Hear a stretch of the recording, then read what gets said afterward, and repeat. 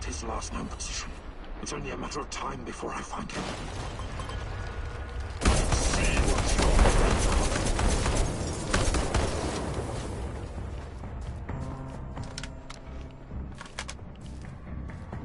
Why did you have to come back, huh? Full of surprises, but it's not over yet.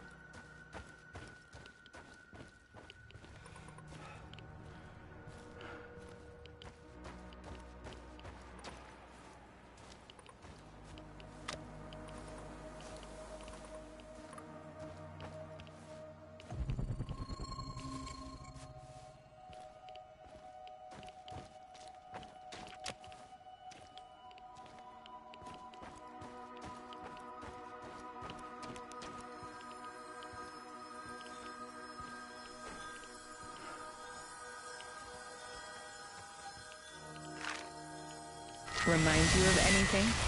That's new. The work of dark tourists, I suppose. But what do you see? Human silhouettes. Dark shadows burned into the background. Almost like images from Hiroshima and Nagasaki. The residue of human beings in their final moments after the bomb dropped. They were disintegrated, instantly reduced to ashes at 5,000 degrees Celsius. The nuclear fission of uranium-235 and plutonium-239 created explosions so powerful they bleached everything near the blast. But why are you showing me this? I've never worked on nuclear weapons. All I wanted was to provide cheap, unlimited power for my fellow citizens, not to build fucking bombs. Are you sure of that? What do you remember about the RBMK-1000 reactor? It was unreliable, flawed, used to malfunction all the time. And why did the party bosses insist on using this flawed design? Remember, Igor. You've got to remember. Because it could be easily adopted to wartime production. Atoms for peace could become atoms of destruction in an instant. That was never the plan. Do you understand? I have to show you something else. Follow me.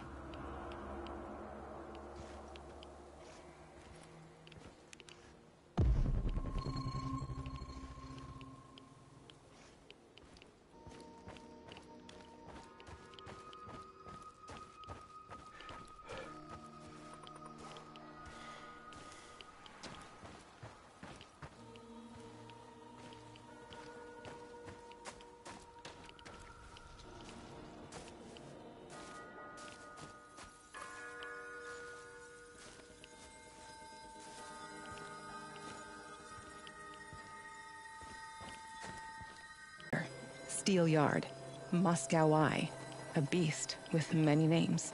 Duga 1, over the horizon radar. It was supposed to warn us about incoming nuclear missiles from the west. Impressive in size and very power-hungry. The array needed its own power plant to supply electricity. But at the end of the day, it's just a radar. It's a tool of war. Yet another step towards a never-ending arms race. So that's progress for you, Igor? And you've been a part of that, even if unwittingly. What are you talking about? Was that even all of it? What about the secret transmissions, mind control, KGB experiments? Why don't you tell me, since you seem to know so much about it? I wish I could, but I can't. You brought me here, and... Don't sulk, Igor. Use your brain. Unless I'm going crazy, and you're nothing but a voice in my head. Tanya? Tanya?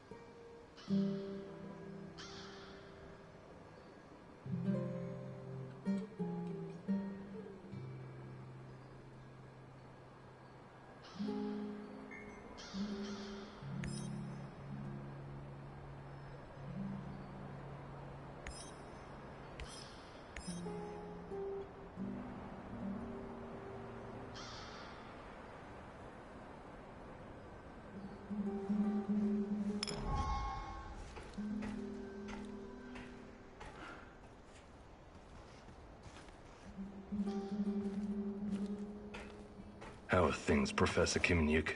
Not too bad, Sashko. Not too bad. I've been thinking about my brother Ruslan recently. He'd make a great addition to our team. You were both in a street gang, right?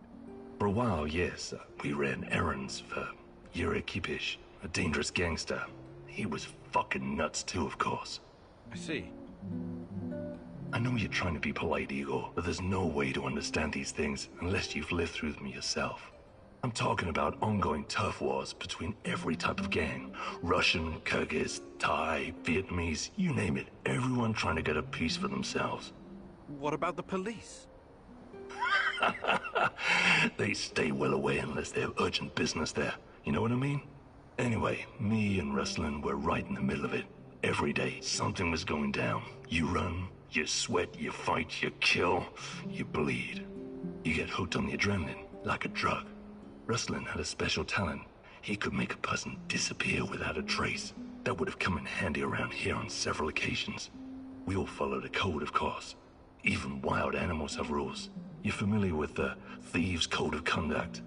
Where criminals forsake their families and dedicate themselves to crime? That's right. Ruslan would never hurt anyone who wasn't in his way. But that kind of life takes you dark places no matter what. You think it took its toll on Ruslan? Possibly. That's why I have to face him, to find out.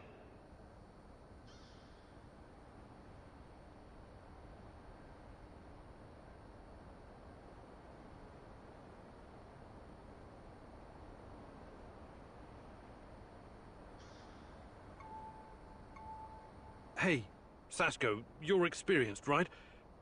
Is there anything you can teach me, about... About what? Living on the streets?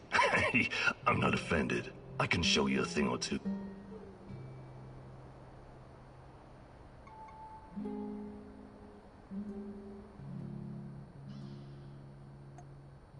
Fantastic.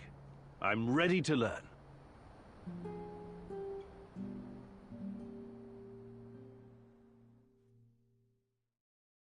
Hello, partner. Today I'll teach you